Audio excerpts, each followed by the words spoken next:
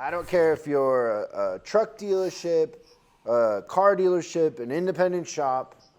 Service managers are going to be the new leaders in the industry. And let me tell you why.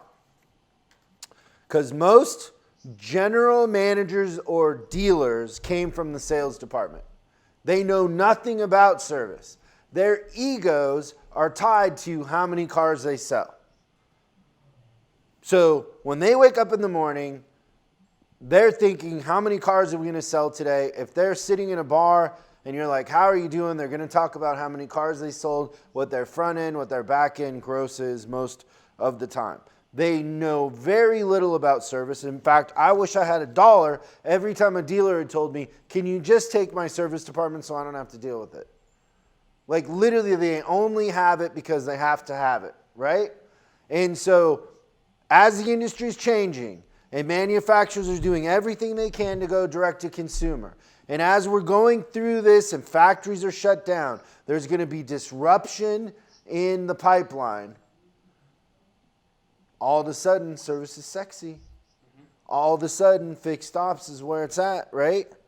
And now the flip to this and what's concerning and what's dangerous is just like dealers, general managers know nothing about service, service managers know nothing about financial statements.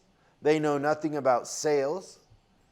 Most of the time, a service manager came from the shop and they were tech that was the most trustworthy, did good work, ethical, and got promoted up through the ranks, never trained on financials. How many times, Christian, have you done a boot camp where didn't you just tell me that a manager, 15 years?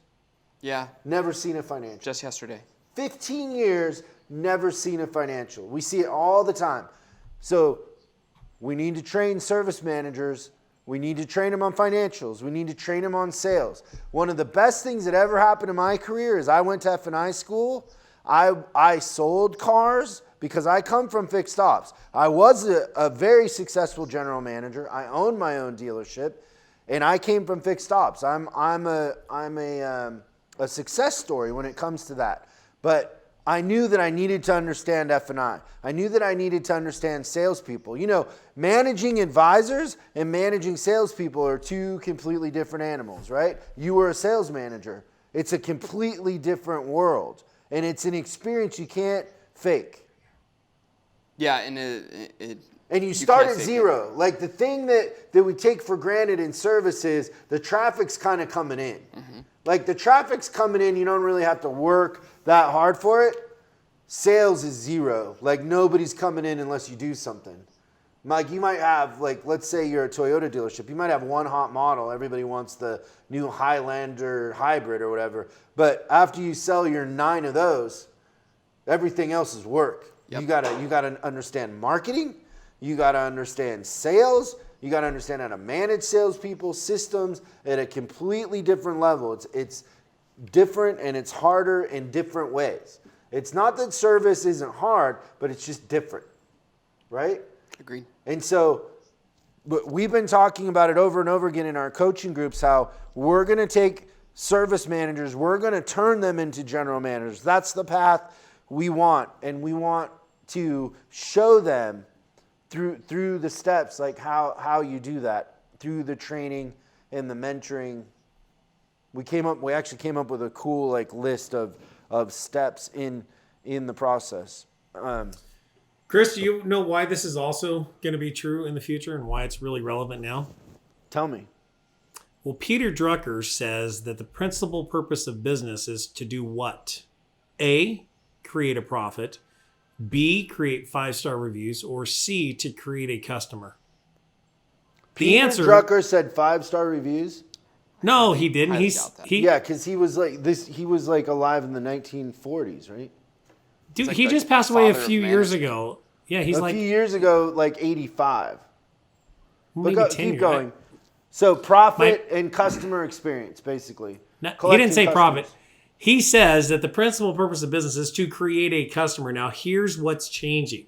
When you look at the sales side of a dealership, where do they create their customers from? A lot of it's product driven. And now with technology, we can take the salesperson out and just go right to the app and let the app sell for you, right? Now, what's going to change is this. If the principal purpose of your business is to create a customer, where are you touching the most customers at? It's going to be on the service drive. So somebody who has a service mindset is going to be able to take that sales potential and take that funnel and convert at a higher rate because they already understand, already have the relationship, already have the trust built in with the customer. And then it's just a simple process of overlapping the products that we sell. And when you're serving a customer in the service department, making a sale is super easy, selling them a new vehicle, because the need is there. You already have the relationship. So I think this is a concept whose time has come, but it's built on the foundation, the old school foundation of building customers and then letting the profits and the money roll in. So I think you're absolutely spot on with this. One other thing I would say, Jeremy, and I've been guilty of being a prophet before. So I've been accused of being psychic, reading people's minds, interrogation, hypnosis. You've been right 100% of the times when you've called me being late for a meeting, so I give you that. Yeah, so I'm very intuitive. I predict that in the next 10 years, manufacturers will consolidate. So I don't know who it'll be, but let's say, just for the fun of it, BMW eats up Nissan and Renault or something like that. There'll be consolidation that happens, but there will be some manufacturers that go direct to consumer and the dealership model goes away for those manufacturers. I don't think it'll be all of them, but there will be some. And I believe that the service manager in that situation will become the new dealer and will own the service shop. They will need to do warranty work, but they won't need the front end, the sales department, because they'll go direct to consumer. And the service part will be available as a franchise that can be bought by the service manager in some situations. The dealers that we have right now, the dealer body we have right now, is so disconnected from service and how valuable service is, and they will just go away and go into other industries. They'll be landlords, they'll buy other businesses, but they won't be able to put their head around just owning service shops, because it's not a match with how they see themselves, their self-image, their ego. And a lot of service managers will end up owning those businesses in the next 10 years. You know what's interesting? I like to take a journey back in time. Go back 100 years ago to the 1920s. And when you look at the development of the automobile and how it started to progress, the dealership model that we have now was born out of that era, right? So, Henry Ford came out with the production line, changed the way that they produced cars and all that. And I think right now we're living in a very interesting time where a lot of industries are going through these massive shifts, and our industry is definitely no different. I think the automotive industry that we see it today is going to be completely gone and completely different in 15 years. I think there's going to be a whole new model that comes in. We may even have new car manufacturers that can actually build, whether it's a fuel cell vehicle or an electric vehicle that the consumers want, that totally goes against everything that every car manufacturer does right now. So I think there's a lot of paradigm shifts coming up. So it's very interesting. And, Chris, when you look at the dealership model that we have now, one of the hardest parts from the manufacturer is getting service coverage out to, places like Hesperia, California, right? It's just getting their customer service. So these service centers, I think, is definitely going to come true. That's a brilliant idea. I think it would work out great. Yeah, they're going to need to be able to do the service work, but the purchase will mostly be done online, special order. The idea right now that dealers have millions of dollars in inventory that they're paying flooring expense or they're paying an interest payment on that inventory is going to go away. That's a thing of the past. People are going to order their cars the way they want them. They're going to customize them, and then they're going to be delivered. And walking on the lot and picking one out will be less and less of a thing. And the business model just won't support that. And I see that coming out of this, interest rates will go up because we'll have hyperinflation. Interest rates might go back up to 8, 9, 10%.